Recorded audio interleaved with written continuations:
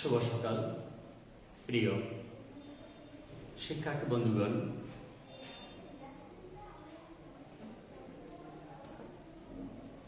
Class পরিক্রমায়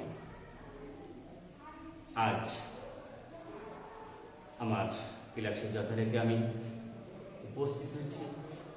বিষয়টা তোমাদের জানা ছিল,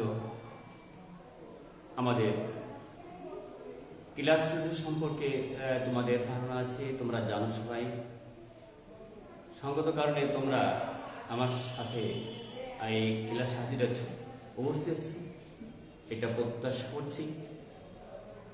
এবং যে যেখানে আছো, সুস্থ আছো, সুন্দর আছো, অতিবারী কবল থেকে সবাই নিরাপদে আছো এবং সবাই স্বাস্থ্যবিধি মেনে যথারীতি মাস্ক ব্যবহার করছো এবং যেভাবে বলা আছে তোমরা সেভাবেই বাড়িতে তোমাদের পাঠ্য বইয়ের সঙ্গে সম্পৃক্ত আছো। আমার গতদিনের আলোচনা যেখানে শেষ হয়েছিল, আজকে সেখান থেকে শুরু করতে যাচ্ছি। আমরা আগের ক্লাসে দেখো, আমরা গ্রহ নিয়ে কথা বলেছিলাম। সৌর জগতের যে 8টি গ্রহ আছে, এই গ্রহ নিয়ে আমরা আগের দিন কথা বলেছিলাম। সেখানে আমরা সম্ভবত দেখো শুক্র নিয়ে আলোচনা করেছিলাম। সংক্ষিপ্তভাবে আবার বলছি, শুক্র গ্রহ একটু ব্যতিক্রমধর্মী গ্রহ বলা আছে। সব গ্রহ পশ্চিম থেকে পূর্ব দিকে ঘুরছে, শুধু একটা শুক্রই পূর্ব থেকে পশ্চিম দিকে ঘুরছে। এই জন্য এটাকে বলা আছে ব্যতিক্রমধর্মী গ্রহ। শুধু তাই নয়, এই গ্রহ থেকে সূর্যকে দেখা যায় না, কারণ এর আকাশ ঘন মেঘে আচ্ছাদিত থাকে। বলা হচ্ছে মেঘ থেকে বৃষ্টি হচ্ছে। হ্যাঁ, বৃষ্টি হচ্ছে, পানি পড়ছে না। তাহলে কি বিষয়টি হলো? পানি পড়ছে না কেন, কি পড়ছে? বলেছিলাম এই যে আকাশে ঘন মেঘের আচ্ছাদন, এটা শুধুই অ্যাসিড, বিভিন্ন প্রকারের acid, carbon dioxide, CFC gas সহ বিভিন্ন প্রকার অ্যাসিডিক পদার্থ এমনভাবে আকাশে জমাটবদ্ধ আছে, যেখানে কোনো মেঘ বলে মনে হচ্ছে, কিন্তু এটা অ্যাসিডিক মেঘ। এবং এখান থেকে যে বৃষ্টি হচ্ছে তা পানির পরিবর্তে অ্যাসিড পড়ছে। সংক্ষিপ্ত আশা এমনই বলেছিলাম। তো এগুলো তোমাদের একটু স্মরণ করে দেওয়ার জন্য আবার বলতে হলো যে এখান থেকে পানি না পড়ে পানির পরিবর্তে অ্যাসিড পড়ে। এবং এই গ্রহ সম্পর্কে আমরা আগের ক্লাসে বিস্তারিত জেনেছি। সেভাবে আমি প্রত্যাশা করছি তোমরা বিষয়টা একটু দেখবে, আর একটু দেখবি, তাহলে সহজে মনে রাখতে পারবে। তোমাদের একটুটা দেখতে হবে যে সূর্যকে পরিক্রমা করতে সময় লাগে 225 দিন, তার মানে 225 দিনই 1 বছর হয় এখানে। ঠিক আছে? আর সবকিছু ঠিকঠাক আছে। এখানে তোমাদের একটুখানি দেখতে হবে। আর প্রথম দিকে বলছিলাম, দেখো তোমাদের এই সৌরজগৎ, এই সৌরজগতের কেন্দ্রে আছে সূর্য। এরপরে আমরা যদি সিরিয়ালি ভাবে 1 2 3 4 5 6 7 8 পর্যন্ত যাই, তাহলে আমাদের গ্রহগুলোর নাম এগুলো তোমরা মনে রাখতে হবে যে বুধ, শুক্র, পৃথিবী, মঙ্গল, বৃহস্পতি, শনি, ইউরেনাস, নেপচুন। প্লুটো বাদ গেছে, যেহেতু সেটা গ্রহ হিসেবে যে বৈশিষ্ট্য বা ধর্ম তার থেকে সে বিচ্যুত হয়ে গেছে, অর্থাৎ না এটা গ্রহের বৈশিষ্ট্য ধর্ম তার মধ্যে নেই। সুতরাং আমাদের সৌর জগতের সদস্য গ্রহ হিসেবে ওটাকে বাদ দেওয়া হচ্ছে। তাহলে এখন এই 8টি গ্রহের নাম যদি পর্যায়ক্রম তোমরা মনে রাখতে না পারো, তাহলে কিন্তু সমস্যা হবে। যদি বলা হয় যে আমাদের সৌর জগতের 3টি গ্রহ সম্পর্কে ব্যাখ্যা দাও, তাহলে তোমাকে 3টি গ্রহ কিন্তু তখন এভাবে মনে রাখা কষ্ট হবে যে প্রথম কক্ষপথে বুধ, তারপরে শুক্র, তারপরে কক্ষপথে রয়েছে পৃথিবী। তাহলে পৃথিবী সম্পর্কে লিখতে হবে। তোমাকে যদি বলা হয় যে সৌরজগতের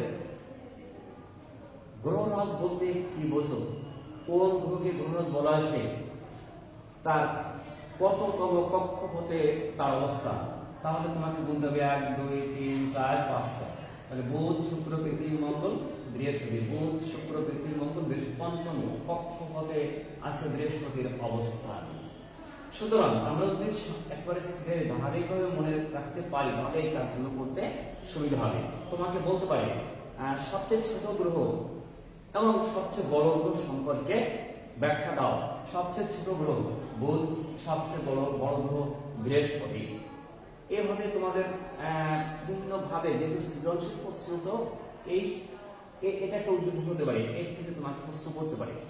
সুতরাং এখানে নাম না দিয়ে ক খ গ দিয়ে ক খ গ ঘ 3 বা 4টে বড় অবস্থান দেখে তার থেকে তোমাকে প্রশ্ন দিতে পারে। আমরা সেটা আলোচনা করছিলাম শুক্র নিয়ে। আমরা আজকে একটু পৃথিবী নিয়ে কথা বলি। পৃথিবী হচ্ছে সূর্যের তৃতীয় নিকটতম গ্রহ এবং সৌর জগতের অন্যতম গ্রহ পৃথিবী। কারণ এই পৃথিবীতে আছে শব্দ সব জায়গায় আছে। এখানে আলো আছে, এখানে তাপ আছে, এখানে পানি আছে, এখানে বায়ু আছে। সুতরাং এইখানে আছে শব্দটা সম্পৃক্ত বা যোগ রয়েছে, যে কারণে এখানে প্রাণের অস্তিত্ব রয়েছে, যে কারণে আমরা আছি। বিভিন্ন পশু পাখি কীট পতঙ্গ এগুলো সবই এখানে পাওয়া যাবে, অন্য গ্রহে নয়। তো আরো একটু মনে রাখবা, সূর্যের নিকটতম গ্রহ সবচেয়ে কাছাকাছি বুধ, যার কোনো উপগ্রহ নেই। শুক্র গ্রহ, তার কোনো উপগ্রহ নেই। কিন্তু আমরা যখন পৃথিবীতে আসবো, এই পৃথিবীতে এসে এর একটা মাত্র উপগ্রহ আছে, এটাকে আমরা বলি সান। আর উপগ্রহরা কিন্তু গ্রহকে কেন্দ্র করে ঘুরছে, গ্রহরা সূর্যকে কেন্দ্র করে ঘুরছে। আর গ্রহরা কিন্তু এই উপগ্রহ দ্বারা তারা গ্রহকে কেন্দ্র করে ঘুরছে। উপগ্রহগুলো সঙ্গত কারণে এটা মনে রাখবে যে উপগ্রহ যারা তারা কিন্তু গ্রহকে কেন্দ্র করে ঘুরছে। এই গ্রহ থাকবে কেন্দ্রে, এটাকে কেন্দ্র করে ঘুরছে যারা, তারা হচ্ছে উপগ্রহ। এই উপগ্রহ গ্রহকে কেন্দ্র করে সবসময় যদি একে কেন্দ্র করে ঘুরছে, এমন অবস্থায় সঙ্গত কারণে উপগ্রহ গ্রহকে কেন্দ্র করে ঘুরছে এবং উপগ্রহ এদেরও গ্রহের যেমন নিজস্ব আলো নেই, এর নিজস্ব আলো নেই, উপগ্রহের নিজস্ব কোনো আলো নেই। গ্রহ সূর্যের আলোয় আলোকিত হয় এবং উপগ্রহরাও এই একই অবস্থায় সূর্যের আলোয় আলোকিত হয়। এটা আমরা জানি, আমাদের জানা আছে।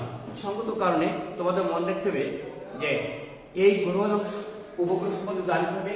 এবং এখানে সৌর জগতে আমি যদি বলি পৃথিবীর নিকটতম নক্ষত্র কোনটি, আগের দিন বলেছিলাম আমাদের সৌরজগতের কেন্দ্রে আমাদের সূর্য আছে। এই সূর্যটা হচ্ছে নক্ষত্র তারা যাদের নিজস্ব আলো আছে। তো আমি যদি প্রশ্ন করি পৃথিবীর, আর বলছিলাম যে আমাদের এই সৌরজগতের কাছাকাছি আর একটা সৌরজগৎ রয়েছে, তার কেন্দ্রে যে সূর্যটা রয়েছে তার নাম প্রক্সিমা সেন্টোরাই। তোমার বইতে আছে প্রক্সিমা সেন্টোরাই। এখন প্রশ্ন হলো পৃথিবীর নিকটতম নক্ষত্রের নাম কি? তুমি যদি লিখে বসে ভুল করে প্রক্সিমা সেন্টোরাই, তাহলে কিন্তু তুমি বিচ্যুত হলে দূরে চলে গেলে। তোমাকে কিন্তু লিখতে হবে পৃথিবীর নিকটতম নক্ষত্র সূর্য, কিন্তু সূর্যের নিকটতম নক্ষত্র হচ্ছে প্রক্সিমা সেন্টোরাই। আমাদের এই সৌর জগতের যতগুলো গ্রহ আছে, এই সূর্য হচ্ছে সবচেয়ে নিকটতম নক্ষত্র। সূর্য যে কোনো গ্রহ থেকে নিকটতম নক্ষত্র সূর্য। কিন্তু একটা সৌরজগৎ থেকে কোটি কোটি কিলোমিটার দূরে গিয়ে আর একটা সৌরজগৎ। কিন্তু আমরা জানি মহাকাশে যেহেতু একটা নক্ষত্র থেকে অন্য নক্ষত্র বা একটা সৌরজগৎ থেকে অন্য সৌরজগতের দূরত্ব অনেক অনেক দূরে, এই কারণে এই দূরত্বের এককটা সৌর বৎসর দিয়ে মাপা হয়। সঙ্গত কারণে পৃথিবীর নিকটতম নক্ষত্র প্রক্সিমা সেন্টোরাই নয়, পৃথিবীর নিকটতম নক্ষত্র সূর্য। এটাকে মনে রাখতে হবে। তো যাই হোক, আমাদের পৃথিবীর একটি মাত্র উপগ্রহ আছে, আমরা বলেছি তার নাম চাঁদ। চাঁদ কিন্তু নিজ কক্ষপথে সবসময় পৃথিবীকে প্রদক্ষিণ করছে। পৃথিবী স্থির নেই, সেও কিন্তু নিজ কক্ষপথে ঘুরছে। এবার সূর্যকে ঘুরতে ঘুরতে সূর্যকে একবার প্রদক্ষিণ করে আসতেছে। এইভাবে নিজ অক্ষে আমাদের এই পৃথিবী নিজ অক্ষে পাক্ষে একবার ঘুরে আসতে সময় লাগে। আমরা এক গড়ে ধরি 24 ঘন্টা। এই 24 ঘন্টাকে আমরা ধরি একদিন, মানে রাত দিন মিলে 24 ঘন্টার সময়। এই কারণে পৃথিবী তার নিজ অক্ষে একবার ঘুরে আসে, যে কোনো গ্রহ তার নিজ অক্ষে পাককে একবার ঘুরে আসতে যে সময় লাগে তাকে বলে একদিন। আমাদের এখানে পৃথিবীর সময় লাগে একদিন, মানে 24 ঘন্টা সময় লাগে। কিন্তু এইভাবে ঘুরতে ঘুরতে নিজ অক্ষে পাককে ঘুরে আসতে এই মতো পুনরায় ঘুরে আসতে সময় লাগে পৃথিবীর যে সময়টা, এই সময়টা আমরা সবাই জানি যে এই সময়টা সম্পর্কে বলা আছে 365 দিন 5 ঘন্টা 48 মিনিট 47 সেকেন্ড। 365 দিন, 365 দিন, 365 দিন মনে রাখতে হবে। 365 দিন 5 ঘন্টা, 365 দিন 5 ঘন্টা। এই যে বিষয়টা দেখো, 365 দিন 5 ঘন্টা। আবার বলতেছি, কোথাও কেউ বলতেছে 48 মিনিট 47 সেকেন্ড, 47 মিনিট 48 সেকেন্ড। কিন্তু বিষয়টা সম্পর্কে তোমাদের একেবারে পরিষ্কার ভালো হতে, আমরা কিন্তু এটা ভুল করে বসি। এসে গেছে 47 সেকেন্ড 48 মিনিট, 365 দিন, 365 দিন, 365 দিন 5 ঘন্টা 48 মিনিট 47 সেকেন্ড। এসে ঠিক আছে, 365 দিন 5 ঘন্টা 48 মিনিট 47 সেকেন্ড সময় লাগে। গড়ে ধরে নিয়ে আসছে এই 365 দিনে হচ্ছে 365 দিন কেবা 366 দিন বিশেষ কারণে আসে। 365 দিনে 1 বছর ধরে নেওয়া হয়।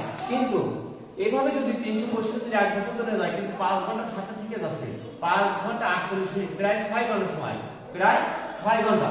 এটা যদি আমরা দেখি 24 ঘন্টা যদি একদিন হয় 24 ঘন্টা, তাহলে একে ভাগ করলে 424, 4 দ্বিগুণ বেড়ে দেবো 424, তাহলে প্রতি 4 ঘন্টা অন্তর একদিন বেড়ে যায়। সেই প্রতি 4 বছর পর পর 365 দিন স্থলে 366 দিনে 1 বছর হয়। এটা মাথায় রাখতে হবে। এবং এই বছরটাকে এই 365 দিন, 65 দিনের পরিবর্তে 366 দিনে যদি বছর হয়, তাহলে আমরা এই বছরটিকে কি বলি? লিপিয়ার, লিপিয়ার, হ্যাঁ, অধিবর্ষ বলি। ঠিক আছে? তো যাই হোক, আমাদের সবসময় মনে রাখতে হবে যে আমাদের পৃথিবী কেমন অবস্থান, এর উপগ্রহ সংখ্যা কয়টা আছে, এবং এই পৃথিবী সূর্যকে কেন্দ্র করে একবার ঘুরে আসতে কত সময় লাগে, পৃথিবীর কক্ষপথে নিজ অক্ষে একবার ঘুরে আসতে পৃথিবীর কত সময় লাগে, এবং ওই সূর্য থেকে পৃথিবীতে আলো আসতে কত, সূর্য থেকে পৃথিবীতে দূরত্ব আমরা জানি 15 কোটি কিলোমিটার, এবং সূর্য থেকে পৃথিবীতে আলো আসতে 8 মিনিট 20 সেকেন্ড সময় লাগে। এই কথাগুলো একটু মাথায় রাখতে হবে। এবং এই পৃথিবীতে তাপ, আলো, বাতাস, পানি, বায়ু, ঝড়, ঝাপটা, মাটি সবই আছে। এবং যে কারণে এখানে উদ্ভিদ জন্মানো সম্ভব, এখানে প্রাণের অস্তিত্ব রয়েছে, সঙ্গত কারণে আমরা ধরে নিতে পারি যে পৃথিবী এই আমাদের সৌরজগতের একটা অনন্য গ্রহ, যা অন্য কোনো গ্রহের সাথে তুলনা করা যাবে না। কারণ এখানে পৃথিবী একমাত্র গ্রহ যেখানে প্রাণের অস্তিত্ব রয়েছে। আমরা সংক্ষিপ্ত করে অনুপ্রেক্ষা করে চলে যাচ্ছি। এটুকু আমরা দেখবে, আমরা দেখতেছি বুধ, শুক্র, পৃথিবী, এবার মঙ্গল গ্রহে কততম? 1, 2, 3, 4, চতুর্থতম গ্রহ। মঙ্গল গ্রহে বিজ্ঞানীদের এবং ভূগোলবিদদের কোনো গবেষণার অন্ত নেই। তারা অবিরাম চেষ্টা তদবির চালিয়ে যাচ্ছে কিভাবে মঙ্গল গ্রহে পানি কিভাবে সৃষ্টি করা যায়, কিভাবে ওখানে বরফ গলানো যায়, নদীগুলো কিভাবে পানির স্রোত শুরু করা যাবে, কিভাবে ওখানে জীবের অস্তিত্ব কিভাবে সৃষ্টি করা যায়, চেষ্টা চলছে অবিরাম। আমরা প্রত্যাশা করছি এমন যদি কিছু আরেকটা পৃথিবী হয়, তাহলে এই পৃথিবীর হয়তো এত বড় গ্রহ জনবসতিপূর্ণ পৃথিবীরও কিছুটা স্বস্তি হয়তো ফিরে আসবে। সে অপেক্ষা আমরা আছি। আমরা হচ্ছে মঙ্গল গ্রহ, প্রথম, দ্বিতীয়, তৃতীয়, চতুর্থ গ্রহ মঙ্গল গ্রহ। দেখো, বইটি একবার খুলতে হবে, বই না খুললে তোমরা কিন্তু সমস্যা হতো তোমাদের।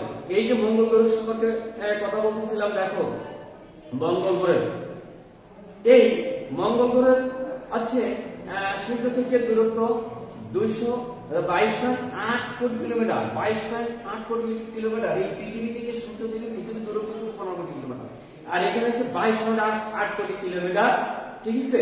আর এই সূর্যকে একবার প্রদক্ষিণ করতে 667 দিন সময় লাগে, থাকতে না মঙ্গল গ্রহে 1,667 দিন। তোমরা বইটি একটু বের করবে, একটু খবর নেবে, খবর নিলে জানতে পারবে। সুতরাং আমরা জানি যে এই যে মঙ্গল গ্রহে এর 2টি উপগ্রহ আছে, 2টি উপগ্রহ কিন্তু 2টি আছে। এই 2টি উপগ্রহ আছে ফোবস আর ডিমোস। ফোবস একটা নাম, ফোবস একটা ডিমোস। এই দুটো উপগ্রহ আছে, এর নামও মনে রাখতে হবে যে পৃথিবী ছিল, আমাদের পৃথিবী ছিল একটা। এই পৃথিবী এর উপগ্রহ ছিল মাত্র একটি, পৃথিবীর উপগ্রহ ছিল একটি, 4। কিন্তু এই যে মঙ্গলের উপগ্রহ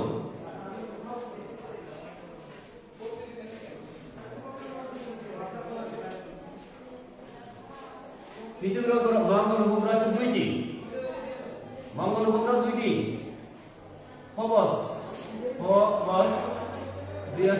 ডিমোস। দুটো উপগ্রহ আছে মঙ্গল গ্রহের। এর মাটি কিন্তু আমরা বাইরে থেকে যেভাবে দেখতে পারি বা বিজ্ঞানীগণ অথবা ভূগোলবিদগণ যেভাবে দেখছেন, এর উপর কিন্তু জমি কিন্তু লাল রঙের, এবং এই জমিটা একেবারে পৃথিবীর মতন নয়, একটু ভিন্ন রকম আছে, অনেক বেশি বিচিত্র, অনেক এবড়ো থেবড়ো, মানে কোথাও উঁচু কোথাও নিচু, এরকম যথেষ্ট। পৃথিবীর পৃষ্ঠদেশ অনেকটা সমতল, বেশিরভাগ জায়গায় সমতল রয়েছে, কিন্তু ওখানে বেশিরভাগ জায়গায় এবড়ো থেবড়ো, উঁচু নিচে এইসব এমন বিস্তৃত অবস্থা আছে, যেগুলো আমরা ছবি তুলে পাঠাইছেন, যে ছবিতে দেখা গেছে যে এর অবস্থা এরকম। এবং আমরা সে মঙ্গল গ্রহ গিয়ে মঙ্গল গ্রহ যে এখানে যা পাওয়া গেছে সে সম্পর্কে সংক্ষিপ্ত ধারণা আমাদের দিয়েছেন, যেগুলো এখানে সবকিছু নেই। এখানে গিরিখাতের কথা বলেছেন, পাহাড় পর্বত বিভিন্ন রকমের সাইজের, এই জন্য মাটি কোথাও উঁচু কোথাও নিচু, বিভিন্ন রকমের মাটি এবং শুষ্ক, উপর থেকে খুব লাল রঙের দেখা যায়। এইখানে আর একটা বিষয় আছে, কার্বন ডাইঅক্সাইডের পরিমাণ এখানে কিন্তু অক্সিজেন ও পানির পরিমাণ খুবই কম, এবং কার্বন ডাইঅক্সাইডের পরিমাণ অনেক বেশি। এখানে বলা হয়েছে অনেক বেশি, মানে কি পরিমাণ? 99% আছে কার্বন ডাইঅক্সাইড গ্যাস আছে, 99%। ঠিক আছে, এই 99% রয়েছে কার্বন ডাইঅক্সাইড গ্যাস, যে কারণে এখানে প্রাণের কোনো অস্তিত্ব থাকা সম্ভব নয়। ঠিক আছে বন্ধুগণ, আজ আমি একসঙ্গে অনেক কথা বললে তোমাদের একেবারে এমনটা হবে যে আসলে করোনা আমাদের তো অনেক দূরে নিয়ে গেছে, যে কারণে আমাদের এই ক্লাসের প্রতি যে আগ্রহ এটা একটু কম হতে পারে। সঙ্গত কারণে আমি আজকের মতো এখানে আলোচনা শেষ করতে চাচ্ছি। আর তোমরা পরবর্তী গ্রহগুলো একবার দেখবে, এরকম যে গ্রহগুলো হচ্ছে একবার দেখবে, পরের ক্লাসে আমি বিস্তারিত আলোচনা করব। তবে তোমাদের খেয়াল রাখতে হবে যে অবস্থাটা করোনা কি করেছে। 20 সালে 2020 সালে যে শিক্ষার্থী ষষ্ঠ শ্রেণীতে ছিল, এই 2022 সালে সেই শিক্ষার্থী 21 সালে গেছে সপ্তম, 22 সালে অষ্টম। কিন্তু বিষয়টা কি, এই ষষ্ঠ শ্রেণীতে সে পড়াশোনা করে নাই, সপ্তম শ্রেণীতে পড়াশোনা করে নাই, সেই শিক্ষার্থী এখন অষ্টম শ্রেণীতে আসছে।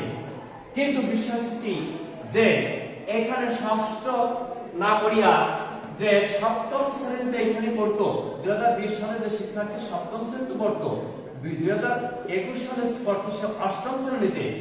অষ্টম শ্রেণীতে ক্লাস হয় নাই, সপ্তমে ক্লাস হয় নাই। 2022 সালে 2020 সালে সপ্তম, 2021 সালে অষ্টম, 2022 সালে গেছে নবম। আবার এখানে যদি সপ্তমে 900 অষ্টমে যদি পড়তো, 20 সালে ক্লাস হয়নি, এইবার 21 নবম ক্লাস হয় নাই, এইবার 22-এ দশম। মজার বিষয় দেখো, সে কিন্তু নবম শ্রেণীর যে ক্লাসটা ছিল, সিলেবাস ছিল, ওই ক্লাসটা করে নাই। সুতরাং সে একবার দশম চলে আসছে, অষ্টমের জ্ঞান নিয়ে আসতে পারে নেই, নবম কোনো জ্ঞান তার মধ্যে আসে নাই, এবার দশমে সে আসছে। মানে তোমরা যারা নবমে ক্লাস করো কিন্তু দশমে আসছো, তোমাদের কিন্তু মনোযোগ থাকতে হবে, তা না হলে তোমাদের বিশাল ক্ষতি হবে। সঙ্গত কারণে আমি প্রত্যাশা করবো তোমরা প্রত্যেকটা ক্লাসে নিয়মিত হাজির হবে এবং আমাদের ক্লাসগুলো মনোযোগ সহকারে তোমরা গ্রহণ করবে। এরপরে ক্লাস থেকে যেন আমি লিখলাম, যত কোন শিক্ষার্থী ক্লাসের বাইরে আছো সবাই বাড়িতে বসে যতক্ষণ পর্যন্ত আবার আমরা ক্লাসে পাঠদান করতে না পারছি, তোমাদের সঙ্গে আমরা সরাসরি ফিজিক্যাল ক্লাস করতে না পারছি, ততদিন তোমরা বাড়িতে বসে লাইভ ক্লাসে অংশগ্রহণ করবে এই প্রত্যাশা ব্যক্ত করে পরের ক্লাসে সবাই হাজির থাকার জন্য আমি বিশেষভাবে অনুরোধ করে আমার ক্লাস আজকের মতো শেষ করছি। ধন্যবাদ সবাইকে।